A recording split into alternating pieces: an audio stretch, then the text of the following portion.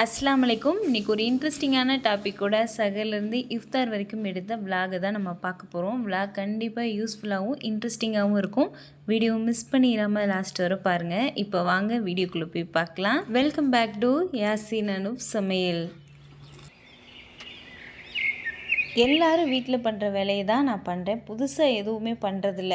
ஆனால் இது பண்ணுறேன் அது பண்ணுறேன்னு சொல்கிறத விட நம்ம விஷயங்கள் ஏதாவது அனுபவப்பட்ட விஷயங்களை எல்லார்ட்டையும் ஷேர் பண்ணிக்கும் போது எல்லாருக்கும் யூஸ்ஃபுல்லாக இருக்குன்றனால இதையும் ஷேர் பண்ணிக்கிறேன் விலாகில். இது பார்த்திங்கன்னா சண்டே இப்போ எடுத்த விலாக் தான். இதில் பார்த்திங்கன்னா காய்கறி இன்றைக்கி தான் சந்தை எங்கள் ஊரில். அந்த சந்தைக்கு போய் காய்கறிலாம் வாங்கிட்டு வரோம். இன்றைக்கி நான்வெஜ்ஜு சமைக்கிற மாதிரி இருக்கும். அதனால் இன்றைக்கி கொஞ்சம் பிஸியான ஒரு நாள் தான். இந்த நாளில் எடுத்த விலாகை நீங்கள் கண்டினியூவாக பார்த்துட்டே இருங்க. இதை பார்த்துட்டே நம்ம அந்த டாப்பிக்கை நம்ம பேசலாம். ஒரு விஷயம் நடந்து போச்சு, இன்னி நடக்க வேண்டிய காரியத்தை பாருன்னு சொல்லி நிறைய பேர் சொல்கிறதை கேட்டிருப்போம். அதை எத்தனை பேர் நம்ம ஃபாலோ பண்ணியிருப்போம்னு சொல்லிட்டு யோசிச்சு பாருங்கள். ஒரு சின்ன பொருள் உடையிறதுலேருந்து ஒரு பெரிய இழப்பு, அதாவது நம்மளுக்கு பிடிச்சவங்களை இழக்கிறதுலேருந்து எல்லாத்தையுமே பார்த்திங்கன்னா நம்ம எடுத்துக்கிறத பொறுத்து தான் அதோட வலியும் இருக்கும்.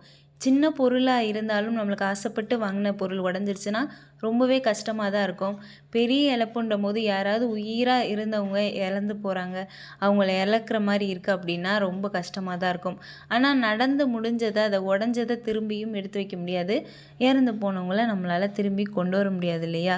அதனால ரொம்ப கவலைப்படாமையும் இருக்க முடியாது. ஆனால் ஓரளவுக்கு அதிலேருந்து மீண்டு வரலாம். நடந்தது நடந்துருச்சு, இனிமேல் நம்ம அதிலேருந்து மீண்டு எப்படி சமாளிக்கிறதுன்றதில் தான் இருக்குது நம்மளோட திறமையே.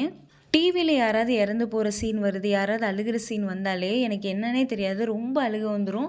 யாராவது கொஞ்சம் கவலையாக பேசிட்டாலே ரொம்ப அவங்கள நினச்சி கவலைப்படுறது, ரொம்ப அழுகிறதுன்னு சொல்லிட்டு சின்ன விஷயத்துக்கெலாம் அழுது கவலைப்படுற நானே பார்த்திங்கன்னா என் லைஃப்பில் நடந்த பெரிய இழப்புல இருந்து ஸ்ட்ராங்காக இருந்தேன். அது என்ன இழப்புன்றதை நான் இப்போ சொல்கிறேன். எங்கள் அப்பா தவறும் போது பார்த்திங்கன்னா, நான் எங்கள் அப்பான்றது எல்லாருக்கும் எவ்வளோ ஒரு ஸ்பெஷலான ஒரு ஆள், எவ்வளோ ஒரு வலி இருக்கும்னு தெரியும். ஆனால் சின்ன விஷயத்துக்கு அழுகிற நான் அன்றைக்கி ஸ்ட்ராங்காக இருந்தேன். அதுக்கு காரணம் நடந்தது நடந்துருச்சு, இனிமேல் நம்ம எப்படி அதிலேருந்து மீண்டு வர்றதுன்றதுக்கான அதை யோசித்தது தான் காரணம்னு நினைக்கிறேன். நான் மூத்த பொண்ணுன்றதுனால என் தம்பி, தங்கச்சி, அம்மா எல்லாரையும் பார்த்துக்க வேண்டிய பொறுப்பும் எனக்கு இருக்குது. அதையே நினச்சி கவலைப்பட்டுட்டு இருந்தேன்னா மற்றவங்களுக்கு ஆறுதல் சொல்ல முடியாது. அடுத்தடுத்து நடக்க போகிற வீட்டில் இருக்கிற நல்ல விஷயம் கெட்ட விஷயங்கள் எல்லாத்துலேயும் பொறுப்பாக இருக்கிறதுக்கான வேலையும் நம்ம பார்க்கணும். அதுலேயும் நம்ம முன்னேற்பாடாக இருக்கணும். நம்ம கவலைப்பட்டுட்டு இருந்தோம் அப்படின்னா லைஃப் லாங் அந்த வலி இருந்துகிட்டே தான் இருக்கும் அப்பான்றது. அதிலேருந்து மீண்டு வந்துட்டேன் அப்படின்னா எல்லாத்துலேயுமே சக்ஸஸ்ஃபுல்லாக நடந்து காமிக்கிறது தான் நம்ம வீட்டுக்கும் சரி, நம்ம இழந்த அத்தாவுக்குமே சரி நம்மளுக்கு சந்தோஷத்தை கொடுக்குன்றதை நான் உணர்ந்தேன். இது பார்த்திங்கன்னா ஒரு உதாரணத்துக்கு நான் சொல்லியிருக்கேன். இதே மாதிரி லைஃப்பில் ஒரு சின்ன சின்ன விஷயங்கள்லேருந்து பெரிய விஷயங்கள் வர நம்ம நடந்துருச்சு, இனிமேல் நம்ம என்ன ஸ்டெப்பு பண்ணுறோம், ஒரு தப்பே நடந்துச்சு அதிலேருந்து நம்ம எப்படி சரி பண்ணணும், ஒரு குழம்பு மிஸ்டேக் ஆயிடுச்சு, இனி நெக்ஸ்ட் டைம் இந்த மாதிரி மிஸ்டேக் வராமல் நல்லபடியாக வைக்கணும், உப்பு கூடாமல் பார்த்துக்கணும், உரப்பு கூடாமல் பார்த்துக்கணும். இந்த மாதிரி ஒவ்வொரு விஷயங்களையுமே நடந்ததை நினச்சி எதையுமே கவலைப்படாமல் இனிமேல் நடக்கிறத தவறு இல்லாமல் பெஸ்ட்டாக கொடுக்குறதுக்கு நம்ம பழகணும் ஒவ்வொரு பேரும். இந்த ஒரு சின்ன விஷயத்தினால லைஃப்பில் நிறைய முன்னேறதுக்கான காரணங்களாக இருக்கும். லைஃப்பில் நம்மளுக்கு கவலைகள் குறையும். அடுத்து என்ன பண்ண போகிறோன்ற யோசனையை அதிகமாக நம்மளுக்கு கொடுக்கும். எனக்கு ரொம்பவே யூஸ்ஃபுல்லாக இருந்த ஒரு டாபிக் தான் இன்றைக்கி நான் ஷேர் பண்ணியிருக்கிறேன். இப்போ பார்த்திங்கன்னா சகருக்கான வேலைகள் ஸ்டார்ட் பண்ணிடலாம். சகருக்கு பார்த்திங்கன்னா ராட்டு வாங்கிட்டு வந்திருந்தாங்க. அந்த ராட்டை க்ளீன் பண்ணி முடிக்கிறதுக்குள்ளே 2 மணி நேரம் ஆயிடுச்சு. ஏன்னா குட்டி குட்டி ராட்டு கிலோ 100 ரூபான்றனால 2 கிலோ வாங்கியாச்சு. அதனால் அதை ஃபுல்லாக க்ளீன் பண்ணிவிட்டு இன்றைக்கி கொஞ்சம் டிஃப்ரெண்ட்டான ஸ்டைலில் வச்சுருந்தேன். எப்பயுமே பார்த்திங்கன்னா கிரேவியாக வச்சு வேலையை முடிச்சிடுவேன். இன்றைக்கி கொஞ்சம் பரட்டின மாதிரி வச்சுட்டு கொஞ்சம் குழம்பு மாதிரி வச்சுருந்தேன். இந்த வில்லேஜ் ஸ்டைல் குழம்புன்னு சொல்லிட்டு ஒரு வீடியோ பார்த்துருந்தேன், ட்ரை பண்ணி பார்த்துருந்தேன். ரொம்ப டேஸ்ட்டாக வந்துருந்துச்சு, கொஞ்சம் டிஃப்ரெண்ட்டாக இருந்துச்சு. இது வரைக்கும் நான் அந்த மாதிரி வச்சதில்லை. இதுக்கு பார்த்திங்கன்னா வாழைக்காய், முருங்கைக்காய், அதுக்கப்புறம் கத்திரிக்காய் இதெல்லாம் போட்டு நம்ம இது மீன் குழம்பு ஸ்டைலில் வைக்கிறது. மீன் குழம்புக்கு வாழைக்காய் கத்திரிக்காய் போட மாட்டோம்.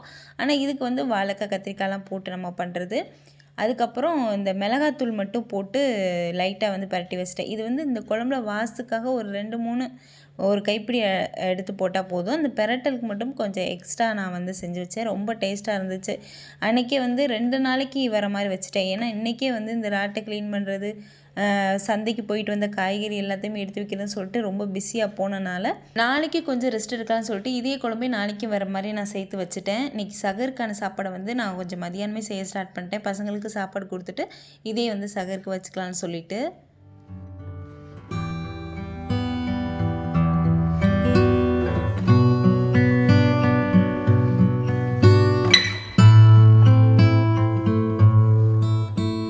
இந்த குழம்பு நான் எப்படி செஞ்சேன்றதை டக்குன்னு ஷேர் பண்ணிடுறேன். சின்ன வெங்காயம் உரிச்சிட்டேன். அதுக்கப்புறம் 2ஆக பிரித்து வச்சுருக்கேன். ஒன்று வந்து இந்த பெரட்டலுக்கு மாதிரி செய்கிறதுக்கு, ஒன்று வந்து குழம்புக்கு செய்கிறதுக்குன்னு சொல்லிட்டு பெரிய வெங்காயத்தை இந்த மிக்ஸி ஜார் இருக்கு இல்லையா, ஜோடியாக்கு மிக்ஸி, அதுலேயே வந்து நல்லா பொடியாக கட் பண்ணி வச்சுட்டேன். இப்போ கடுகு, வெந்தயம், அதுக்கப்புறம் சோம்பு இது எல்லாத்தையுமே நல்லெண்ணெயில் தாளிச்சிட்டு நம்ம எடுத்து வச்சிருந்த ஒரு 20 வெங்காயம் இருக்கும், அதையும் சேர்த்துட்டு கட் பண்ணி வச்சிருந்த பெரிய வெங்காயத்தில் ஒரு வெங்காயத்தையும் சேர்த்து நல்லா வதக்கிக்கிட்டேன். இதுக்கப்புறம் தக்காளி சேர்த்துக்கலாம். தக்காளி பார்த்திங்கன்னா ஒரு 2 மீடியம் சைஸ் இருக்க தக்காளியை நல்லா வந்து கொரகொரப்பாக அரைச்சிட்டு சேர்த்துக்கிட்டேன். இதுலேருந்து எண்ணெய் பிரிஞ்சு வரட்டும், அதுக்குள்ளே இந்த சைடு வந்து சட்டியை காய வச்சுட்டேன். அதுக்கப்புறம் எண்ணெய் பிரிஞ்சு வரும்போது மசாலா சேர்த்துக்கலாம். குழம்பு மிளகாய்த்தூளும் தனி மிளகாய்த்தூள் இது 2 தான் சேர்த்துருக்குறேன். இந்த குழம்பு மிளகாய்த்தூள் மல்லித்தூள் எல்லாமே கலந்து அரைச்சனால இதுவே வந்து நல்லா கெட்டியாக வரும் குழம்புக்கு. அதனால் இதில் ஒரு 3 டேபிள் ஸ்பூனும் தனி மிளகாயில் ஒரு 1.5 டீஸ்பூனும் சேர்த்துட்டு நல்லா எண்ணெய் பிரிஞ்சு வர வரைக்கும் மிக்ஸ் பண்ணிவிட்டு அதுக்கப்புறம் புளி பேஸ்ட்டு சேர்த்துருக்கேன். புளி பேஸ்ட்டு இல்லை அப்படின்னா புளியை கூட கரைச்சிட்டு சேர்த்துக்கலாம். இதெல்லாம் எண்ணெய் பிரிஞ்சு வரட்டும். அதுக்குள்ளே மீடியம் ஃப்ளேமில் வச்சுட்டு இந்த சைடு இந்த பெரட்டலுக்காக லைட்டாக எண்ணெய் ஊற்றி வெங்காயத்தை சேர்த்துருக்கேன். வெங்காயம் வதங்குறதுக்குள்ளே இங்கிட்டு வந்து காய்கறி சேர்த்து நல்லா மிக்ஸ் பண்ணியாச்சு.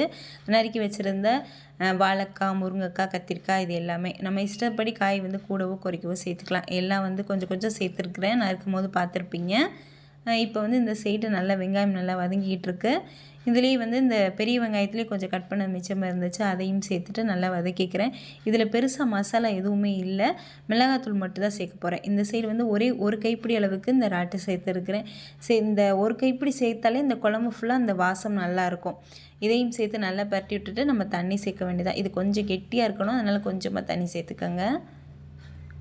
அதுக்கப்புறம் இந்த பெரட்டலுக்கு பார்த்திங்கன்னா வரமிளகாய் ஒரு 4 பிச்சு போட்டுட்டு அதுக்கப்புறம் நம்ம க்ளீன் பண்ணி வச்சுருந்த அந்த ராட்டு சேர்த்துக்க 2 கிலோ ராட்டில் பார்த்திங்கன்னா ஒரு 1/4 கிலோ அதுக்கு சேர்த்துருப்பேன். இது 1.25 கிலோ இதில் சேர்த்துருப்பேன். இதுக்கு தனி மிளகாய்த்தூள், உப்பு மட்டும்தான், வேறு எதுவுமே இல்லை. இதுலேயே தண்ணி விடும், அதனால் தண்ணி விடாமல் இருக்கிறது நல்லது. லைட்டாக ஃபஸ்ட்டு பிடிக்கிற மாதிரி இருக்குன்னு சொல்லிட்டு கொஞ்சமாக சேர்த்துருந்தேன். அதுக்கப்புறம் வந்து இதுலேருந்தே தண்ணி வந்துருச்சு. சுருள நல்லா வந்து அது பெரட்டல் மாதிரி வந்து பின்னாடி எடுத்துடலாம். நல்லா காரசாரமாக சூப்பராக இருக்கும். ரெண்டையுமே மூடி வச்சுட்டு நம்ம போய் கொஞ்சம் நேரம் ரெஸ்ட் எடுத்துகிட்டு அதுக்கப்புறம் வந்து பார்க்கலாம்.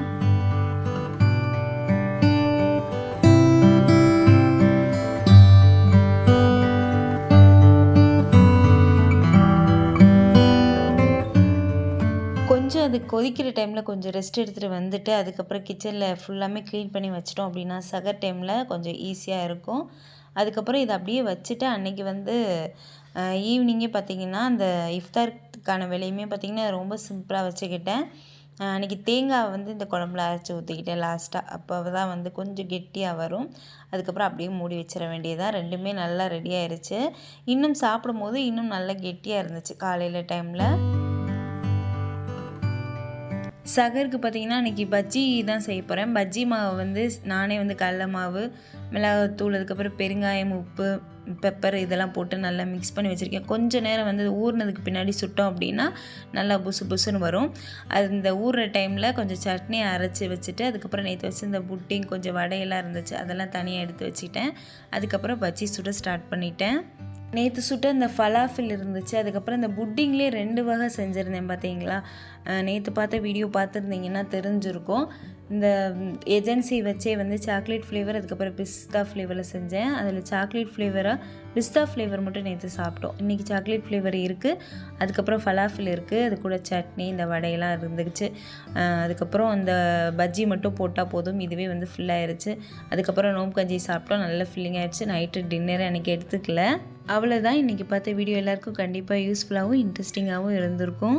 இதே மாதிரி நிறைய இன்ட்ரெஸ்டிங் வீடியோஸ் நம்ம சேனலில் நிறைய வரப்போகுது. எல்லாத்தையும் மிஸ் பண்ணாமல் பார்த்துட்டே இருக்கணும்னா யாசின் அனுஃப் சேனலை சப்ஸ்கிரைப் பண்ணுங்கள்.